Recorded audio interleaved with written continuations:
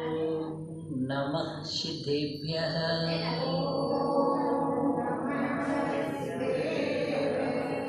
ॐ नमः सिद्धेभ्यः।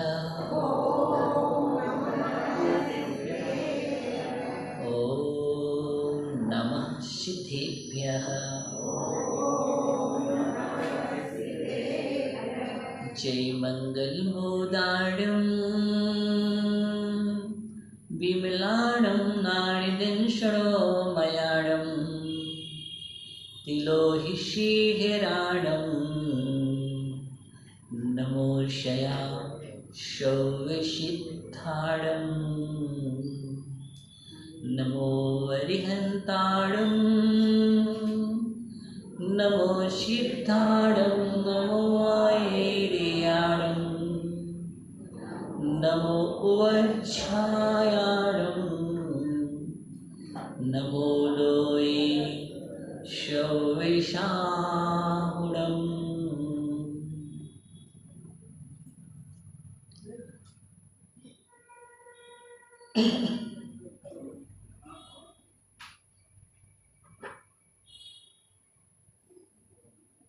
मोक्षमार्गस्य नेतारं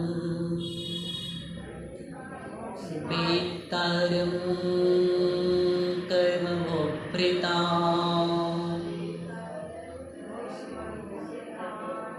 ज्ञातारं विश्वतत्त्वानां वन्दे तद्गुणलब्धये।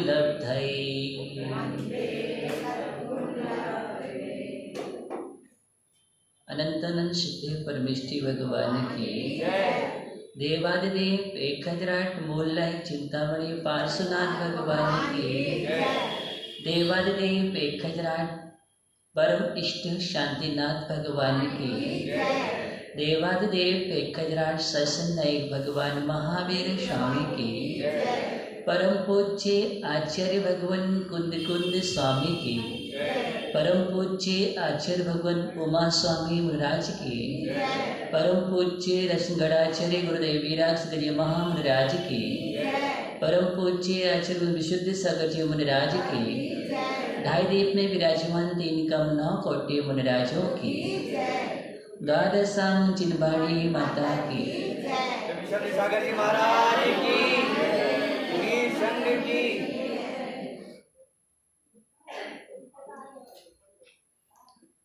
हम सभी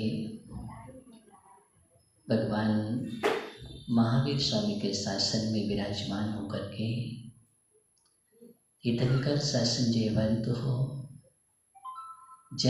हो वीतराग श्रमण संस्कृति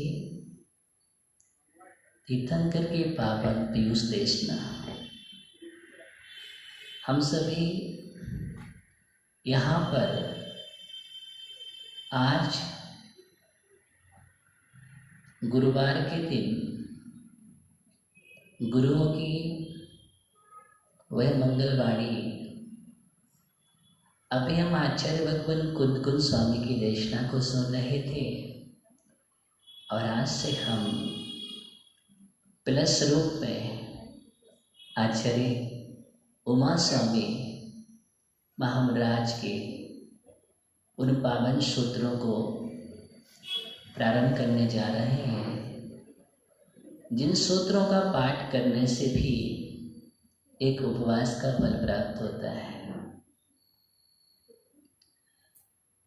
जिसके लिए द्वादशांग का सारभूत कहा गया है। तत्वार्थ सूत्र एक ऐसा ग्रंथ है जिस ग्रंथ को पढ़ने से जीवन में समग्रता मिल जाती है, अर्थात देशना की समग्रता समाई हुई है। तत्वार्थ सूत्र एक एक सूत्र जिसका गूढ़ तत्वों से भरा हुआ है, रहस्यपूर्ण है, सारवत अर्थ का निर्णायक सार्वभौम उसका नाम तत्वार्थ सूत्र है। इसलिए तत्वार्थ सूत्र पढ़ने वाले, पहले जिसने तत्वार्थ सूत्र कंप्लीट कर लिया, बहुत बड़ा उत्सव मनाया जाता था। तत्वार्थ सूत्र का अध्ययन हो गया, वो शास्त्री हो गया।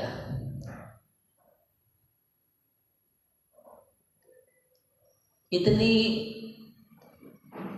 तत्वार्थ सूत्र का ऐसा स्थान है जिस ग्रंथ पर सर्वाधिक टीकाएं लिखी गई। सर्वाधिक टीका ग्रंथ तत्वार्थ सूत्र पर है। एक एक सूत्र जिसका आधारभूत हो, जिसका मंगलाचरण ही इतना महत्वशाली है कि जिस पर ग्रंथ लिख गए। आपने अभी मंगलाचरण में मोक्ष मार्गस्य नेतारम भेत्तारम कर्मभुभृताम ज्ञातारम विश्वतत्त्वानां वंदे तद्गुणलब्धाये। ये नमस्कार सूचक है, लेकिन इस नमस्कार सूचक मंगलाचरण में जो द्रव्य और भाव भरा हुआ है, इस मंगलाचरण को लेकर के आचार्य भगवंतों ने आचार्य समुद्रभद्र स्वामी को देखते हैं तो उन्होंने एक आप्त मीमांसा ग्रंथ लिख दिया। कौन सा ग्रंथ? आप्त मीमांसा ग्रंथ। आप्त की भी मीमांसा की है, क्योंकि यहाँ पर आप्त का लक्षण दिया था। और जब गुणों की चर्चा की थी, आचार्य उमा स्वामी महाराज ने मंगलाचरण में विशेषता दी है।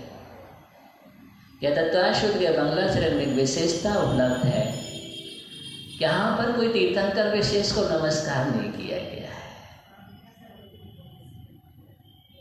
कोई अरहंत विशेष को नमस्कार नहीं है, कोई सिद्ध को अलग से किसी को नमस्कार नहीं है, कोई आचार्य परमेष्ठी विशेष को नमस्कार नहीं है। यहाँ तो गुणात्मक नमस्कार है, इसलिए मुख्य गुणों की प्रधानता करके नमस्कार किया गया है। और जिनके अंदर ऐसे गुण विद्यमान हैं, उनके लिए हमारा नमस्कार है। और नमस्कार भी प्रयोजनभूत किया गया है। कैसे किया गया है? नमस्कार प्रयोजनभूत है, उद्देश्यपूर्ण है, और नमस्कार उद्देश्यपूर्ण ही होना चाहिए। हाँ, हम नमस्कार मंत्र पढ़ते हैं तो क्या उद्देश्यपूर्ण प्रयोजनभूत ही तो पढ़ते हैं। अब प्रयोजनभूत कौन पढ़ेगा? हम मंदिर जाते हैं, नमस्कार करते हैं, वंदना करते हैं, स्तुति करते हैं, गुरुओं को नमस्कार करते हैं, उसमें हमारा प्रयोजन छिपा होता है और होना ही चाहिए। हम बिना प्रयोजन के जा रहे हैं तो इसका मतलब क्या है? कोई लक्ष्यभूत नहीं, और लक्ष्यभूत कदम नहीं है तो कोई सार्थकता जीवन में नहीं है। हम चल रहे हैं, यूं ही चल रहे हैं, पूछा क्यों जा रहे, कहाँ जा रहे, हमें पता ही नहीं है।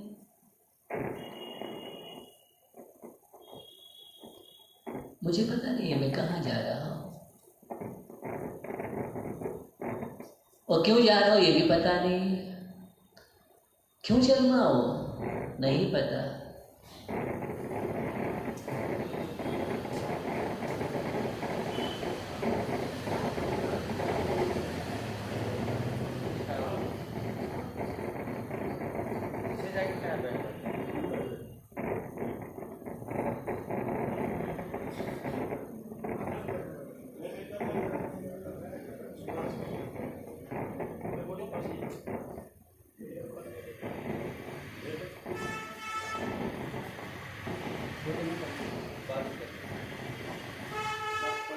बोलो वहीं पर रहेगा।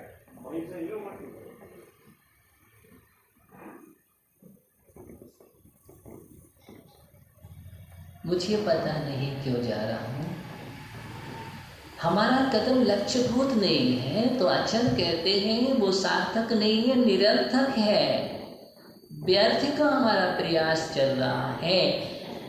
प्रयास या प्रयत्न उद्देश्य को लेकर के होना चाहिए।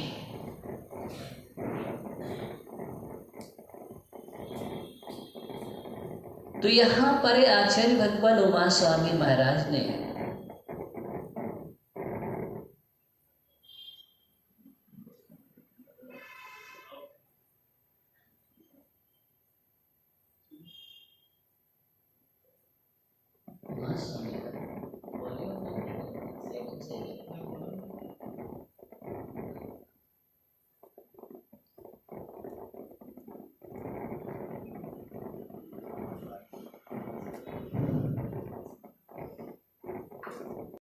तो हमारे भक्त बन करके रहो, अन्य जगह तो हमारी भक्ति करोगे तुम्हें ये मिलेगा, तो हमारे भक्त बन करके रहना। अरे नहीं, हमारे गुरु भी नहीं कहते तो हमारे भक्त बन करके रहना, तो वो भी कहते कि तुम भी मेरे समान हो जाओ।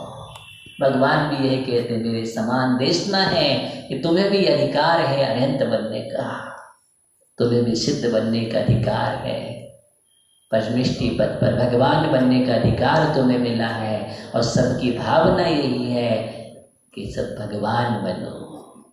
कौन कह रहा है तुम भक्त बनकर भी ही रहो? नहीं, किसकी भावना होगी कि आप ऐसे बैठे रहो, वस्त्रधारी बन करके रहो? हाँ, सबकी यही भावना है, सभी निर्गंत हो जाओ। क्या हो जाओ? निर्गंत होगा। प्रकृति का जीवन जियो, प्रकृति का जीवन। ये प्रकृति का जीवन क्यों जी रहे हो? कोई नहीं चाहेगा। इस सत्ता को स्वीकार करना। मालूम है ये आस्तिक गुण कितने सारे मिथ्या मतों का खंडन करता है। क्या कर रहा है? बहुत सारे मिथ्या मतों का खंडन कर रहा है। कोई कह रहा है अज्ञान से मोक्ष होता है, तो कोई कह रहा है नित्यत्व को मान रहा है, कोई अनित्यत्व को ही मान कर रहा है, कोई क्षणिकवाद को स्वीकार कर रहा है, और कोई भक्ति मार्ग को ही सब कुछ मान रहा है। कोई क्रिया कांडी है तो कोई ज्ञान कांडी है, कोई शून्यवादी है। समझ रहे हैं? इन समस्त मतों का कोई भौतिकवादी जड़वादी है। इतने सारे मतों का खंडन करने वाला आस्तिक गुण है। कौन सा गुण है? आस्तिक गुण है। इसलिए आस्तिक की बात की गई है। अगर अस्तित्व को नहीं मानते हो, आस्तिक नहीं तुम्हारे पास, तो कुछ भी नहीं है।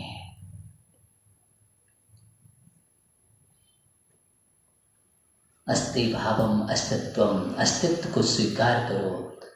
अपने ही अस्तित्व को स्वीकार कर लो। अपना अस्तित्व ही पता नहीं है, तुम्हारा अस्तित्व क्या है तुम्हें पता ही नहीं है। तुम्हारे अंदर कौन कौन सी शक्तियां हैं, जब मालूम चलेगा हमारे अंदर ये शक्ति है। देखिए, अध्यात्म शक्ति का दिग्दर्शन कराता है, सिद्धांत भी तुम्हारी शक्ति का दिग्दर्शन कराता है कि कर्मों में दबी तुम्हारी शक्ति है। पहचानो। क्या? उसको पहचानो। ये भगवान के पास जाते हैं हम, दर्शन करते हैं। दर्शन करना क्या? एक पहचान है। एक पहचान है कि पहचानो तुम्हारी ये मुद्रा है। अभी तुमने इस मुद्रा को बहुत पहचाना है, लेकिन इस मुद्रा की भी पहचान करो। ये मुद्रा की पहचान जड़ है, और उस मुद्रा की पहचान करना ये चेतन की पहचान है। उस मुद्रा को देखो, 5 मिनट बैठ कर के आभास करो, वहाँ पर जितना समय दो, और आग भगवान की मुद्रा को देख देख करके अपने अंदर निहारो। वो मुद्रा तुम्हारे अंदर आ जाना चाहिए, भीतरात्मा ऐसी बस जाना चाहिए, अनुभूति होना चाहिए। लेकिन होगा सतत प्रयत्न करने से। क्या होगा? ये प्रयास करने से होगा। अभी हम प्रयास नहीं करते हैं। हमने उदक चंदन तंदुल बोला, अर्घ चढ़ाया और चल दिए। कोई प्रयास नहीं है। दर्शन का मतलब है देख लेना।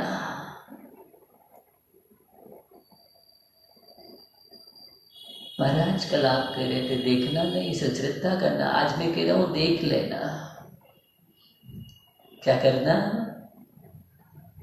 ओहो, देख लेना, देख लेना, देख लेना। अभी तक तुमने देखा ही नहीं है। जिनवाणी माँ कह रही है वो बस देख लेना, एक बार देख ले। बस बार बार नहीं, एक बार देख तो, अनुभव तो कर, रसपान तो कर एक बार, क्या अनुभूति होती है। लेकिन पुरुषार्थ तो हमें करना पड़ेगा, है? जैसे तूने संसार में पुरुषार्थ किया है, संसार में पुरुषार्थ किया है, घोड़ी पर बैठा है, पुरुषार्थ ये तो किया है। संसार को देखने का बार बार पुरुषार्थ कर रहा है, यहाँ तो परमार्थ को देखने का एक बार ही पुरुषार्थ करना है, सिर्फ एक बार पुरुषार्थ करना है।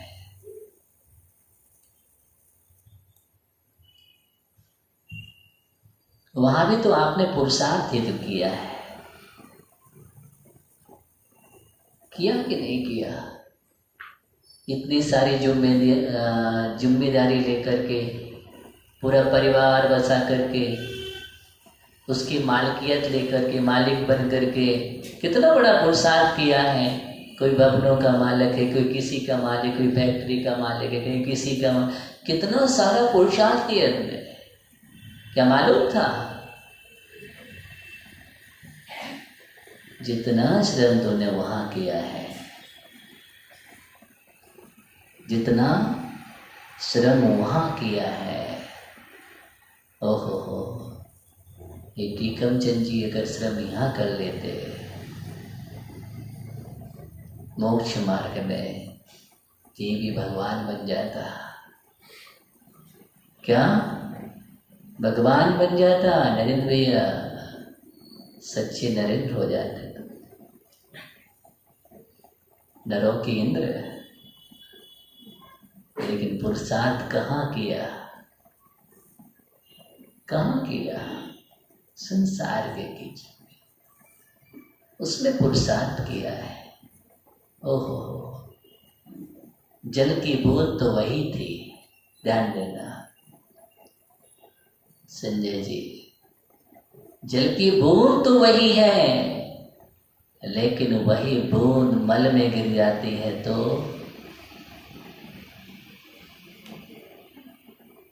मल बन करके चली जाती है। उसकी क्या कीमत होती है? जल की बूंद वही है,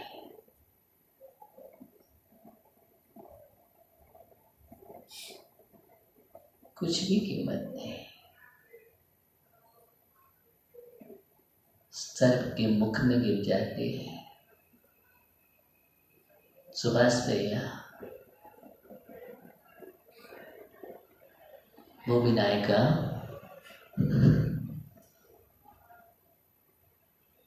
सर्प के मुख में पड़ने से वह बूंद क्या हुई?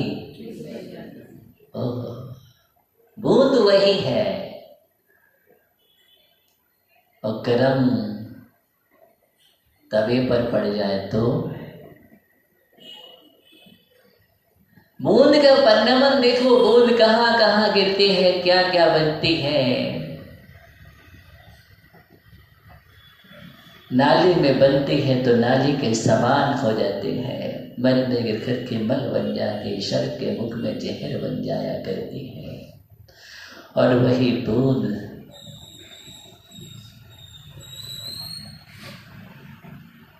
कमल पथ पर गिर जाए तो मोती जैसी चमकती है। कमल पत्र पर गिरने पर मोती जैसी चमक जाती है, और स्वाति नक्षत्र में बन जाए तो मोती बन जाती है, और अमृत में खुल जाए अमृत बन जाती है। वो ज्ञानी सुबोध, कौन सी बूंद? उस बूंद को तुम कहाँ मिला रहे हो? एक त्रिलोक जी की तो समझ में नहीं आ रहा है, पता नहीं कब समझेंगे।